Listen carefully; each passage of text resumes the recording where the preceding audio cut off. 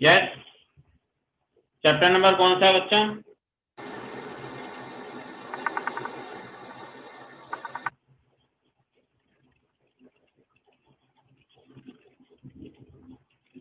विच chapter number? Chapter number 4। Okay, Darshika chapter number 4। इसमें अपने जो है चैप्टर नंबर 4 में डेमोक्रेसी की डेफिनेशन हो गई, चैप्टर 3 में भी थी।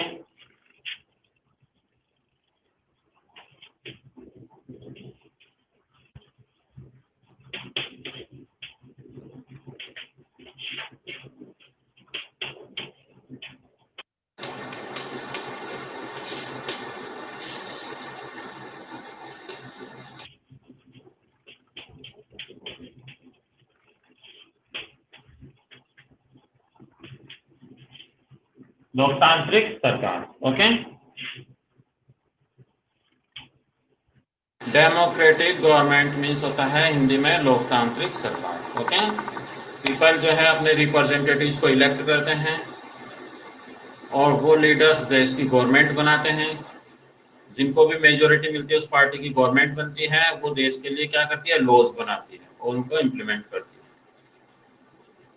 नेक्स्ट टाइम अगर वो अकॉर्डिंग टू सिटीजन अपना कार्य नहीं करते, अपना जो वर्क है वो प्रॉपरली नहीं करती, तो ये पीपल को राइट्स रहता है, सिटीजन को राइट्स रहता है कि नेक्स्ट टाइम वो उनको रिजेक्ट कर दे और किसी अदर पार्टी या रिप्रेजेंटेटिव्स को क्या कर लें, इलेक्ट कर लें। ओके, तो इसमें सुप्रीम पावर, डेमोक्रेटिक गवर्नमेंट में सुप्रीम पावर क्या रहती है, किसके पास में रहती है, कॉमन पीपल के पास में रहती है। Okay,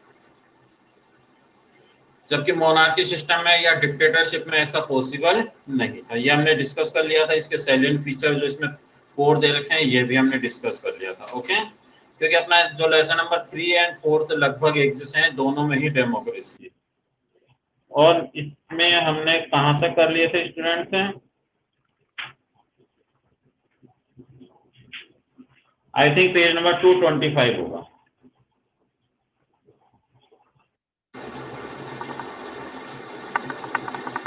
okay,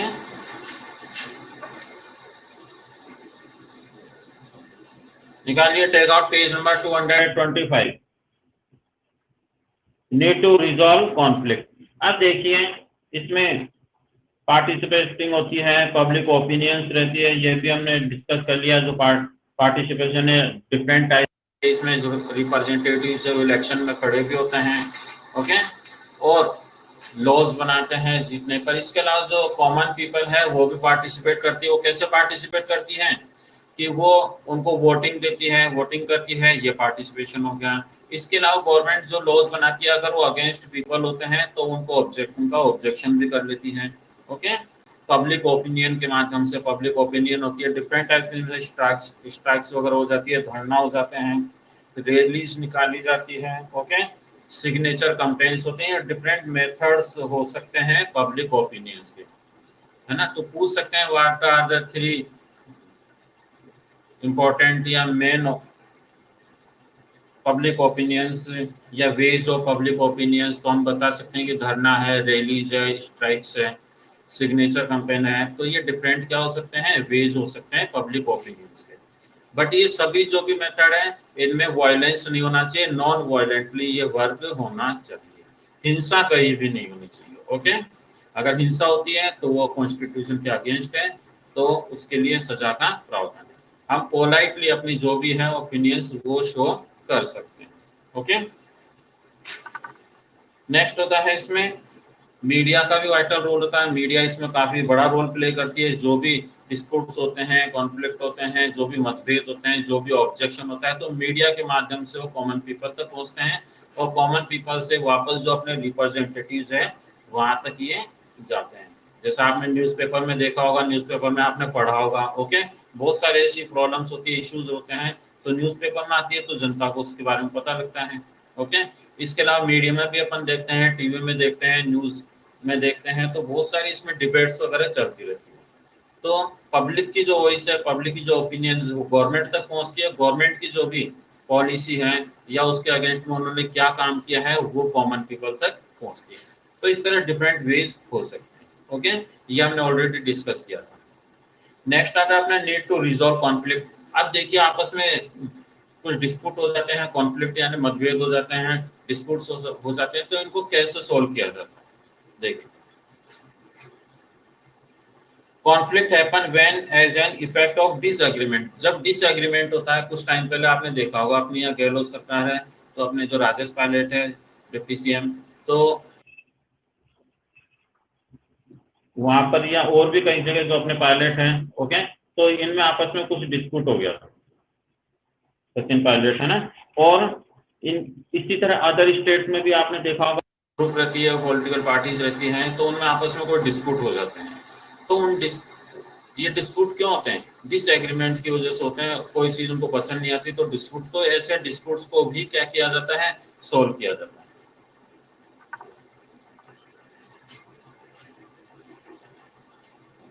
there is a danger to an individual और ग्रुप्स इंटरेस्ट। तो ये काफी नुकसानदेह हो सकता है, इंडिविजुअल भी ये हार्मफुल होता है, या फिर किसी जो ग्रुप रहता है, ग्रुप मीन्स कोई भी पार्टी वगैरह हो सकती है, तो उसके लिए भी ये काफी हार्मफुल होता है। People tend to react to a condition based on their opinion. तो पब्लिक जो भी रहती है अपनी ओपिनियन के अकॉर्डिंग, या जो भी उनके विचार रहते हैं उसके अकॉर्डिंग अपनी ओपिनियंस देती है। Many times they react violently. तो कई बार ये काफी वायलेंटली भी होता है, आपने देखा होगा कश्मीर वगैरह में है, तो काफी वहाँ लड़ाई झगड़े होते थे। उसी की जब अपने जो एक्ट 370 जो धारा थी उसको हटाया गया, तो काफी कई जगह वायलेंट भी हुआ।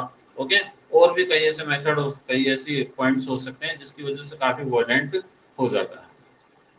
Voluntary to resolve disputes. तो कई जगह ऐसे प्रयास किए जाते हैं, ऐसी कोशिश की जाती है कि हिंसा की जाए और उस तरह से इनमें चेंजेस लाए जाए। जैसे दिल्ली में भी हुआ था, धरना वगैरह दिया गया था, कुछ जगह वायलेंट हुआ था। ओके,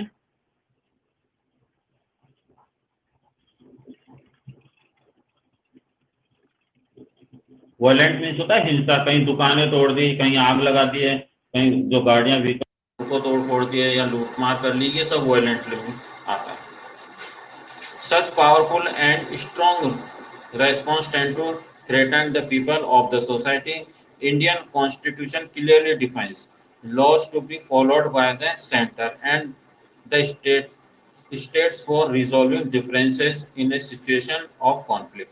कि जो भी अपने कॉन्स्टिट्यूशन में ये क्लियरली लिखा गया है, clearly defines laws to be following by the centres. Okay, कि जो भी लॉज है वो सेंटर्स के अकॉर्डिंग फॉलो होते हैं, और स्टेट के बीच में अगर कुछ डिस्प्यूट हो जाता है, सेंट्रल गवर्नमेंट या स्टेट्स के बीच में भी हो सकता है, तो वो जो कोई डिस्प्यूट हो जाता है तो उनको भी सॉल्व किया जा सकता है, बट उसमें वायलेंट नहीं होना चाहिए। अपार्ट फ्रॉम लीगल प्रोसीजर, किस तरह से हो सकता है? एक लीगल प्रोसीजर होता है, उस तरह से ये जो भी आपस में मतभेद है, डिस्प्यूट है, उनको दूर किया जा सकता है। There are alternatives like negotiation, mediation and conciliation. तो ये डिफरेंट उसमें टाइप्स भी हो सकते हैं, नेगोशिएशन है ना, मीडिएशन एंड कॉन्फ्लिक्ट। तो जो डिस्प्यूट है उनको किसी दूसरे माध्यम से, किसी और के थ्रू उनको समझा बुझा कर उनको क्या किया जा सकता है? दूर किया जा सकता है। Okay, let us discuss the government role in resolving conflict and dispute. अब हम पढ़ेंगे कि जो गवर्नमेंट है, ओके, तो उसका क्या रोल रहता है इस तरह के जो डिस्प्यूट हो जाते हैं, मतभेद हो जाते हैं, उनको दूर करने। जैसे अपन एक एग्जांपल देखेंगे रिवर कावेरी का। ओके, ये कावेरी रिवर है, स्पेलिंग जो है CAUVERY। ओके, तो रिवर कावेरी है, उसके बारे में क्या डिस्प्यूट हुआ था या क्या उसमें कॉन्फ्लिक्ट हो गए थे, ये हम डिस्कस करेंगे। River Kaveri is one of the important reverse of south India. Okay, तो जो कावेरी रिवर है साउथ इंडिया की बहुत इंपॉर्टेंट रिवर है। It become the centre of dispute when there was a fight over sharing of water between Tamil Nadu and Karnataka। तो ये कावेरी जो river है ये साउथ इंडिया की है, और इसका जो वाटर होता है उसके बारे में डिस्प्यूट हो गया था कि उसका जो पानी है वो डिस्ट्रीब्यूट होगा, किस तरह से होगा, कितना होगा, कहाँ पर ये कम होगा, कहाँ पर ज्यादा होगा, तो इस बीच में 2 स्टेट्स थे, तमिलनाडु एंड कर्नाटक। ओके, ये अपने साउथ के हैं। तो तमिलनाडु एंड कर्नाटक बीच के दोनों बीच में क्या हो गया, डिस्प्यूट हो गया, कॉन्फ्लिक्ट हो गया। किसको लेकर, इसके वाटर को लेकर। तो इसमें अंडरलाइन कीजिए। कुणाल गुजर, आप कितनी बार करेंगे गुड आफ्टरनून? अभी थोड़ी देर पहले तो शायद आपने किया ही था।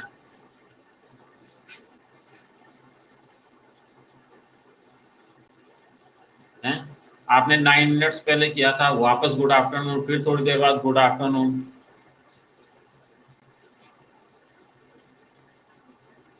कुणाल गुजर, कोई भी बच्चा मुझे आंसर नहीं देगा, ओनली कुणाल गुजर देंगे। ओके, कुणाल गुजर के अलावा कोई भी आंसर नहीं देगा। मैं एक क्वेश्चन पूछ रहा हूँ, what is the mean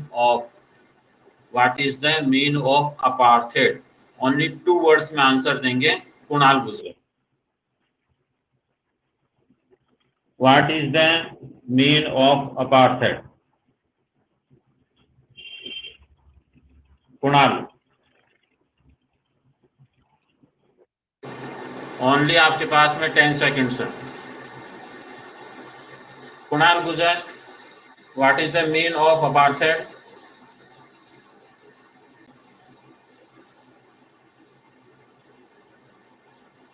very good. अब कुणाल गुजर कोई आंसर नहीं देंगे क्योंकि उनको आंसर देना ही नहीं।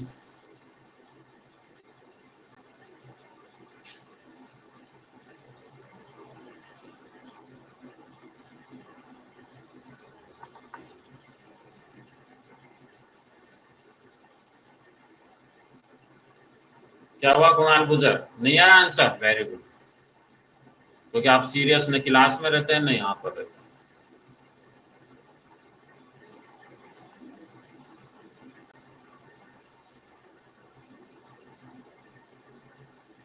10 सेकेंड्स जा चुके।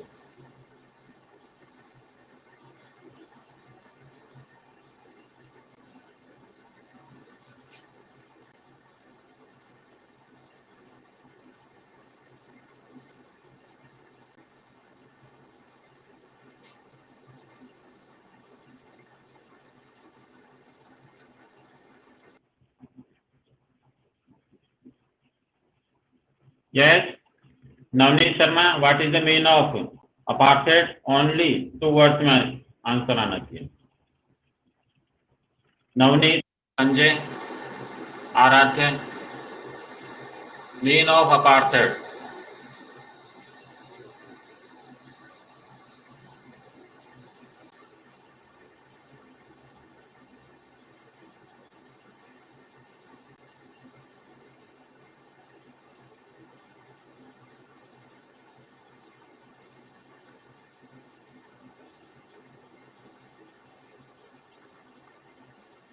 किसी को नहीं आ रहा?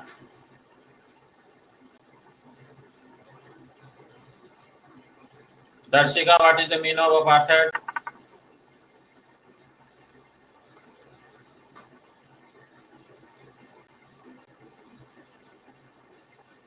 कलर डिस्क्रिमिनेशन, कलर के आधार पर जो डिस्क्रिमिनेशन होता है उसे हम अपार्थेड कहते हैं। हिंदी में बोलते हैं रंग भेद नीति। यस, तो जो कावेरी रिवर है वो कौन से 2 स्टेट से बिलोंग करती है? मेन वो है Tamil Nadu and Karnataka. Okay, very good आराध्य। दोनों स्टेट्स के बीच में आपस में झगड़ा हो गया, कॉन्फ्लिक्ट यानी मतभेद या झगड़ा हो गया। Okay,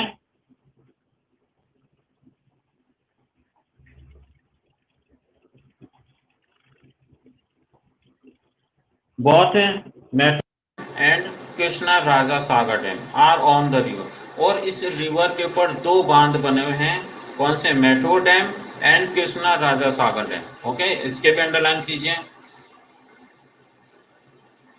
Which 2 dams are situated on the Kaveri River? So answer is Metro Dam and Krishna Sagar Dam. Okay, are on the river. The conflict arose as Tamil Nadu felt the Karnataka was not releasing enough water for irrigation purposing during season of insufficient rainfall. तो इसमें क्या हुआ, किस बात को लेकर इसमें conflict हुआ?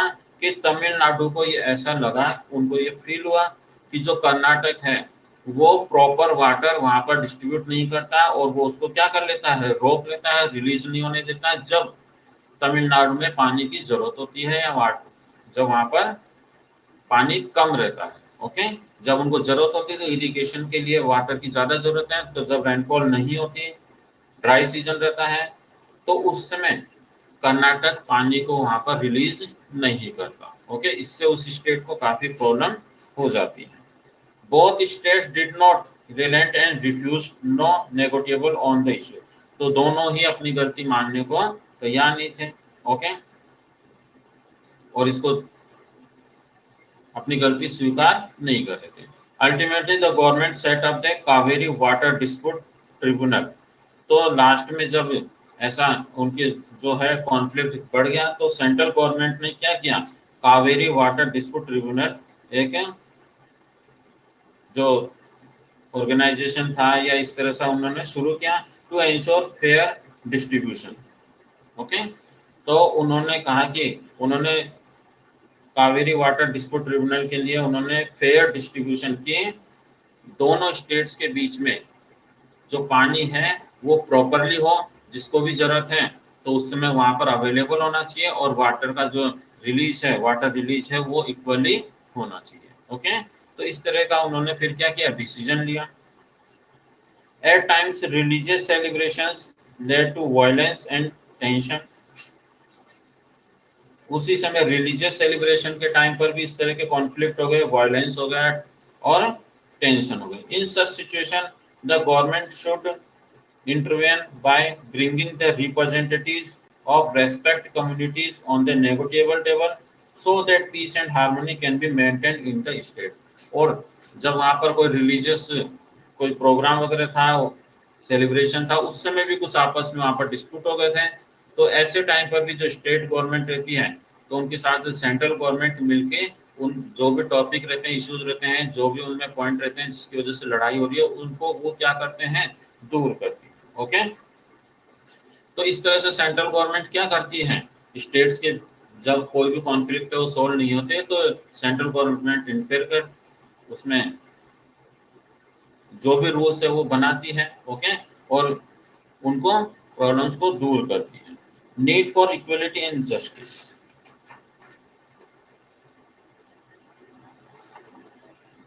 कुणाल गुजर, अभी तक आपने आंसर नहीं दिया।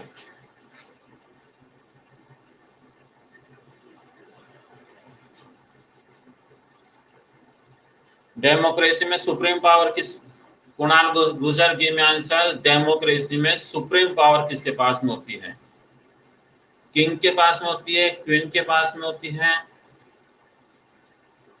प्रेसिडेंट के पास में होती है या प्राइम मिनिस्टर के पास में। कोई भी आंसर नहीं देगा, ओनली कुणाल गुजर देंगे। डेमोक्रेसी में सुप्रीम पावर किसके पास में होती है, किंग के हाथ में, क्वीन के हाथ में, प्रेसिडेंट के हाथ में, प्राइम मिनिस्टर के हाथ में, या फिर वहां के सिटीजन्स के हाथ में, कॉमन पीपल के हाथ में। कुणाल गुजर, वेयर आर यू? कुणाल गुजर नहीं है मीन्स उनके एब्सेंट लगेगी, अभी मैंने अटेंडेंस नहीं ली।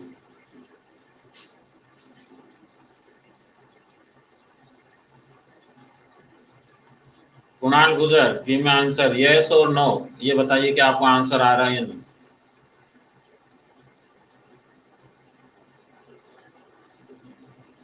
Ritika, give me answer, democracy में सुप्रीम पावर किसके पास में होती है, president, prime minister, common people, king या queen?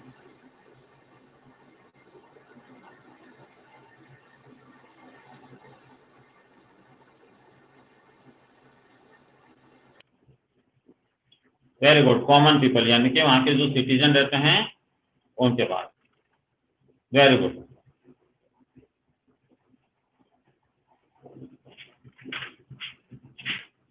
Yes, next point,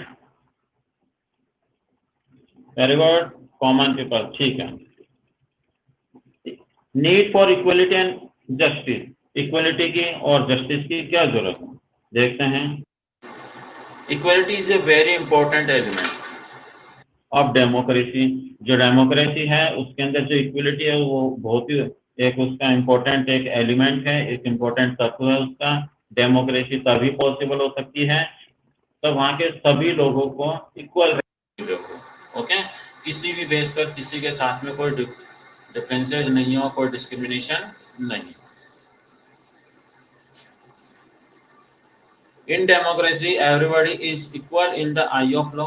democracy के में क्या होता है, सभी लोग वो कानून के सामने क्या रहते हैं, इक्वल रहते हैं। कोई भी उसमें अमीर गरीब हो, छोटा हो बड़ा हो, कोई से भी कलर का हो, किसी के साथ में कोई डिस्क्रिमिनेशन, कोई सी भी इनइक्वलिटी नहीं होती। Which means equal status and opportunities, कि गवर्नमेंट या लॉज के सामने सभी इक्वल है।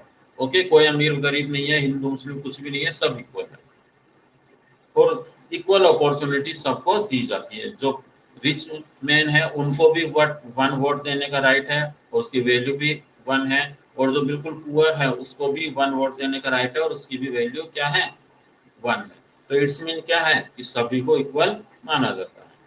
Equality can be achieved only when there is just a distribution of resources. और ये इक्वलिटी कब मिल सकती है, जब जो भी अपने पास रिसोर्सेज है, जो भी संसाधन है, वो सभी को क्या हो, इक्वल मिले। ओके, तभी इक्वलिटी पॉसिबल है, अदरवाइज नहीं है। Equality and justice go hand in hand. तो इक्वलिटी और जस्टिस दोनों एक साथ चलते हैं। And this is highlighted in the policies of the government. और गवर्नमेंट की जो पॉलिसीज है उनको भी हाईलाइट किया जाता है, जिससे कि सभी लोग उसका फायदा उठा सके, सबको उनसे रिलेटेड जो भी बेनिफिट है वो मिल सके। The constitution affords equality for all irrespective of gender, class, religion और कलर। तो कॉन्स्टिट्यूशन ने सभी को इक्वलिटी दी है, इक्वल माना है, और किसी साथ कोई, चाहे वो जेंडर यानी कि मैन हो, वुमेन हो, गर्ल हो, बॉय हो, कोई सी भी क्लास का हो, क्लास का मतलब क्या है, कोई सी भी कैटेगरी का हो, रिलीजन कोई सा भी हो या कलर उसका कोई सा भी हो, किसी साथ कोई भी डिस्क्रिमिनेशन नहीं है, सबको इक्वल राइट्स दिए गए हैं। The government is rigorously promoting programs aimed at the welfare of the girl child and empowerment of women। इसके अलावा जो गवर्नमेंट है उन्होंने बहुत बड़े कदम भी उठाए हैं बहुत तेजी से, जिसमें क्या है, जो गर्ल चाइल्ड है उनके विकास से रिलेटेड है, उनकी वेलफेयर से रिलेटेड है, देखभाल से संबंधित है, या फिर जो वुमेन है उनको भी इक्वलिटी का राइट्स देने के लिए और अपनी जो सोसाइटी उनको इक्वल मानने के लिए उनके लिए भी काफी प्रयास किया है। For example Haryana, education for women up to graduation level is free. जैसा हरियाणा के अंदर क्या है, तो हरियाणा के अंदर जो सेक्स रेशो था वो काफी कम था, इम्बैलेंस था। वहाँ पर जो वुमेन है या गर्ल है इनको ज्यादा इम्पोर्टेंस नहीं दी जाती थी, तो वहाँ पर मेन जो थे वो ज्यादा थे, गर्ल कम थी, और उनको एजुकेशन भी नहीं दी जाती थी। ओके, बट गवर्नमेंट ने क्या किया, स्कीम चलाई और उसमें जो भी गर्ल्स हैं उन सबको ग्रेजुएशन तक फ्री एजुकेशन की फैसिलिटी दी है, जिससे कि उनकी जो एजुकेशन है वो बढ़े और वो भी सोसाइटी में जो मेन है उनके पर इक्वल हो सके, सेल्फ डिपेंड हो सके। Similarly to give equal status to the underprivileged class, इसी तरह उन्होंने वहां पर क्या किया, जो लो क्लास के जो लोग थे, लो कैटेगरी से यानी कि लो कास्ट से जो बिलोंग करने वाले लोग थे, इसके अलावा जो हैंडीकैप थे, ओके, डिसेबल पीपल थे, तो उनको भी राइट्स दिए गए और उनको भी एक्स्ट्रा फैसिलिटीज दी गई, जिससे कि वो अपना डेवलपमेंट कर सके। Practice untouchability in band in India, इसके अलावा जो अनटचेबिलिटी थी, छुआछूत, ओके, कि लोअर कास्ट से दूर रहना, उनके टच नहीं होना, इस तरह की जो मेंटेलिटी रहती है उसे हम अनटचेबिलिटी कहते हैं। ठीक है, उसको भी बैन किया गया कि अगर कोई इस तरह से करता है या इस तरह के करता हुआ पाया जाता है तो उसको पनिश किया जाए।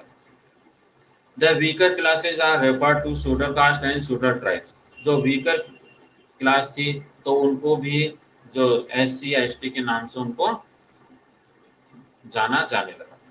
पहले उनको अछूत कहा जाता था, अनटचेबल्स कहा जाता था, अब उनकी भी कैटेगरी डिफाइन कर दी गई। Specially provisions like reservation of seats in government jobs and education institute had been made for women. इसके अलावा रिजर्वेशन जो वुमेन थी इनको भी रिजर्वेशन दिया गया है, जिससे कि वो उनको भी जॉब लग सके और वो भी अपना स्टेटस क्या कर सके, इम्प्रूव कर सके, चाहे वो एजुकेशन हो या गवर्नमेंट जॉब हो, सभी जगह उनको उनका रिजर्वेशन फिक्स किया गया। उनकी जो सीट्स रहती हैं, ओके, उनको जो पोस्ट दी जानी है उनमें केवल वुमेन ही जा सकती है। ओके, जो मेन है उनको वो सीट अवेलेबल नहीं होती, उनके लिए वो फैसिलिटी नहीं होती, वो केवल किसके लिए होती है, वुमेन के लिए होती है। ये इसलिए किया गया जिससे कि जो अपनी सोसाइटी है, अपना जो देश है, वो उसमें जो वुमेन है वो आगे बढ़ सके और समाज या अपने देश में क्या कर सके, अपना स्थान प्राप्त कर सके। These provisions have been made to give them financial stability and equal status in India।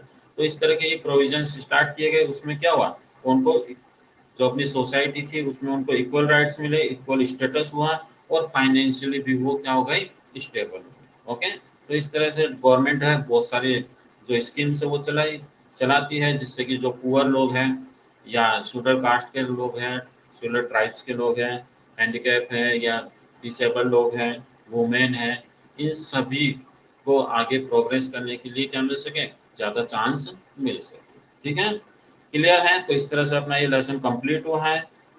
अभी इनमें से कुछ पूछना है आपको पूछिए, अदरवाइज अपन स्टार्ट करते हैं इसके एमसीक्यूज।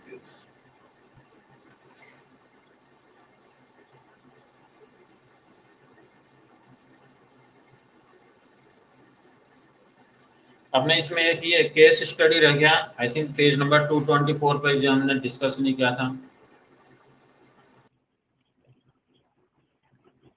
केस स्टडी पढ़ लें अपन, क्योंकि अभी टाइम बाकी है। मैं अटेंडेंस ले रहा हूँ, ठीक है।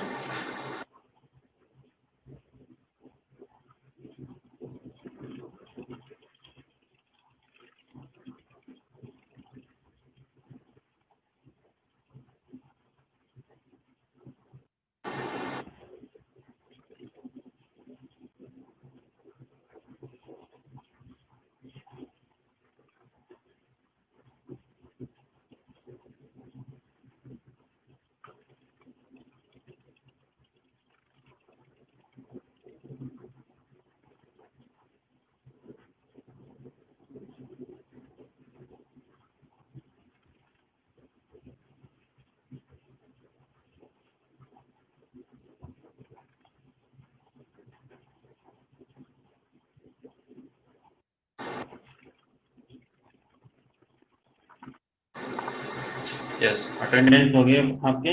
यस, देखिए केस स्टडी पेज नंबर 224।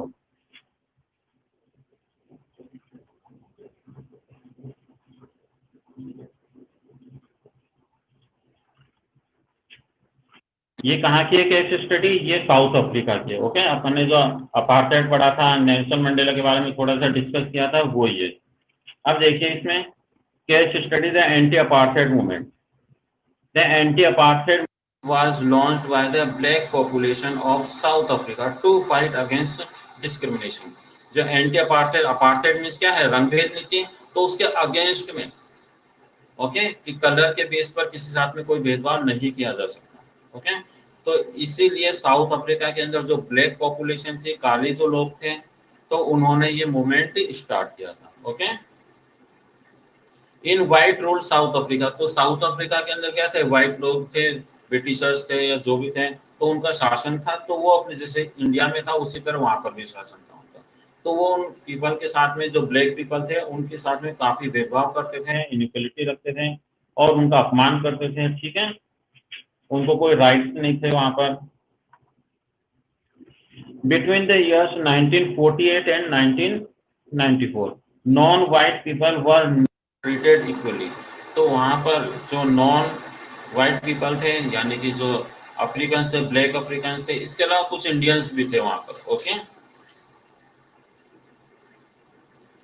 तो उनके साथ में इक्वल ट्रीटमेंट नहीं किया जाता था।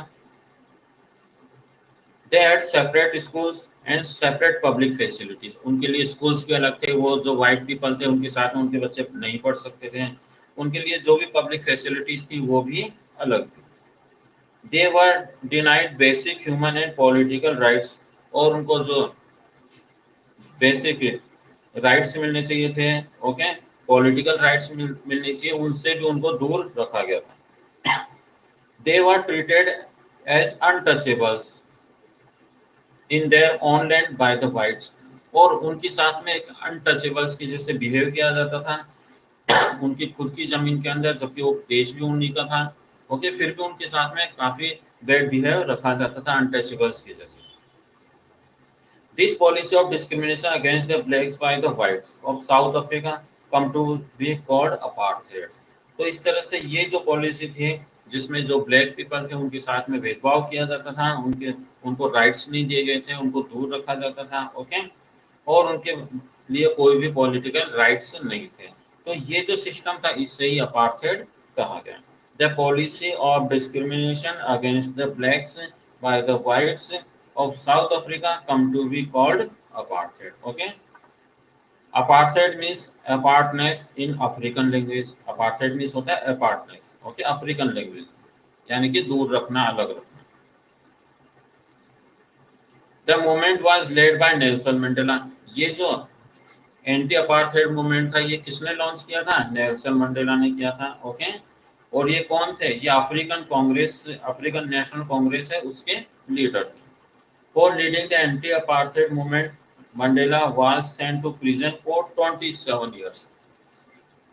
जब उन्होंने मूवमेंट चलाया तो उनको वहाँ की जो गवर्नमेंट थी, साउथ अफ्रीकन गवर्नमेंट थी, यानी व्हाइट पीपल की जो गवर्नमेंट थी, उन्होंने उनको 27 ईयर्स, कितने ईयर्स?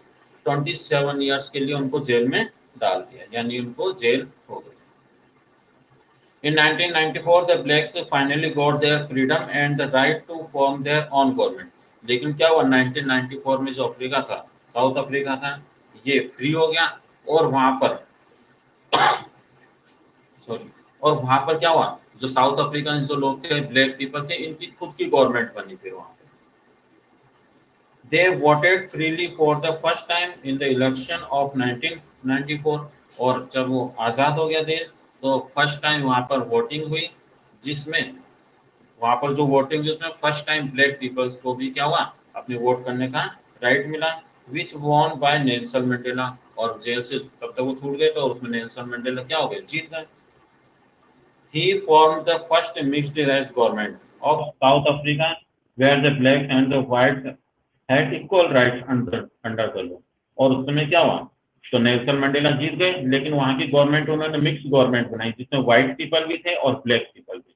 और नेल्सन मंडेला ने कहा कि जो व्हाइट पीपल थे इन्होंने अपने ऊपर जो जुल्म किए हैं, अत्याचार किए हैं, ओके, जो भी अपने साथ में भेदभाव किया है उसको क्या कर लो? भूल जाओ, और इक्वल राइट्स दो सबको। इन्होंने ऐसे नहीं कहा कि जो व्हाइट पीपल थे उनको भगा दो या उनको कोई राइट्स नहीं दी जाएंगे, ऐसा उन्होंने नहीं कहा। उन्होंने कहा कि दोनों ही क्या है?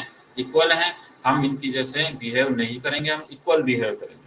तो इस तरह से वहां पर जो है वो मिक्स गवर्नमेंट बनी। Movement was an important event which had been upholding the principles of democracy, thus launching a movement also a way of participating in the government. तो इस तरह से क्या है? द मूवमेंट एक इम्पोर्टेंट इवेंट होता है था which helped in upholding the principles of democracy, जिन्होंने जो डेमोक्रेसी थी उसको अपहोल्ड किया, ओके, उसके जो नियम थे उसको लागू किया। इस तरह से launching a movement also a way of participating in the government. इसी तरह अगर कोई मूवमेंट स्टार्ट करता है, चाहे कोई भी व्यक्ति हो, किसी कंट्री में रहने वाले, अगर वो मूवमेंट स्टार्ट करते हैं तो मूवमेंट भी एक क्या है? पार्टिसिपेट करने का, गवर्नमेंट में पार्टिसिपेट करने का एक क्या है? तरीका है। पार्टिसिपेट करने का मतलब यही नहीं रहता है कि हम चुनाव लड़े और उसमें क्या हो? हम जीते, ओके। पार्टिसिपेट वो भी होता है कि हमने कोई मूवमेंट किया, गवर्नमेंट की कोई स्कीम थी उसके अगेंस्ट में, ओके, या फिर हमने वोटिंग की, या फिर इलेक्शन में हम खड़े हुए, ओके, ये सभी पार्टिसिपेट में आता है, ओके। तो इस तरह से जो पार्टिसिपेट करते हैं तो वो भी काफी उसमें चेंजेस कर सकते हैं। तो इस तरह से अपना क्या हुआ? ये फिनिश हुआ ये चैप्टर। एनी प्रॉब्लम, कुछ पूछना हो अभी पूछिए।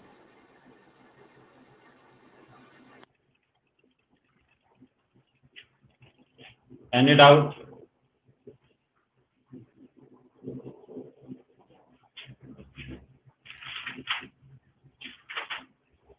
क्लियर है? Take out page number 225, page number 225।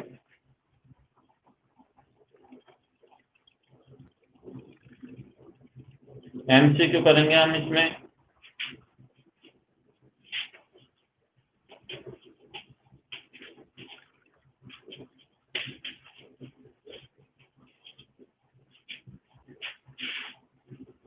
It means government of the people. तो इसमें क्या है, इलेक्शन डेमोक्रेसी या freedom? Very good Ritika. Democracy की जो डेमोक्रेसी होती है वो गवर्नमेंट है, तो government of the people. Okay.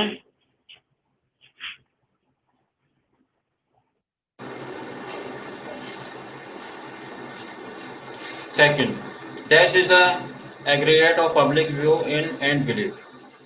Election democracy या public opinion? Very good, public opinion. और खुश, आप पता नहीं कौन सा पेज देख रहे हैं, आप कह रहे हैं साउथ। मैंने कहा पेज नंबर 220, आप देख रहे हैं 226।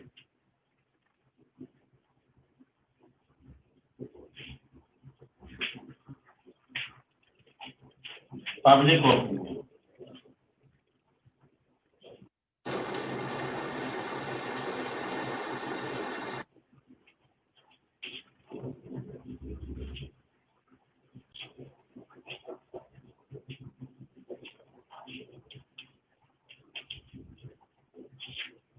Page number 225।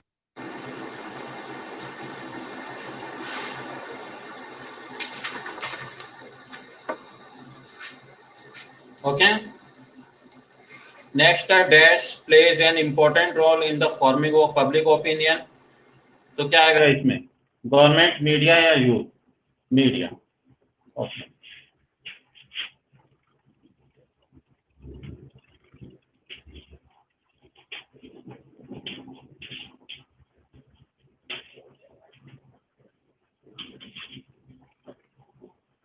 बी।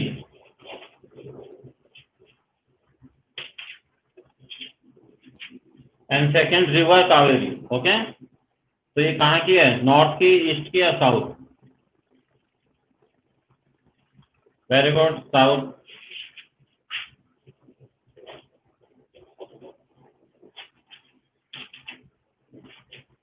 ओके। बाकी हम नेक्स्ट क्लास में करेंगे। अभी इसमें 2 MCQs हो रहे हैं, वो सब हम नेक्स्ट क्लास में करेंगे। ओके, क्लियर है? Because time is over.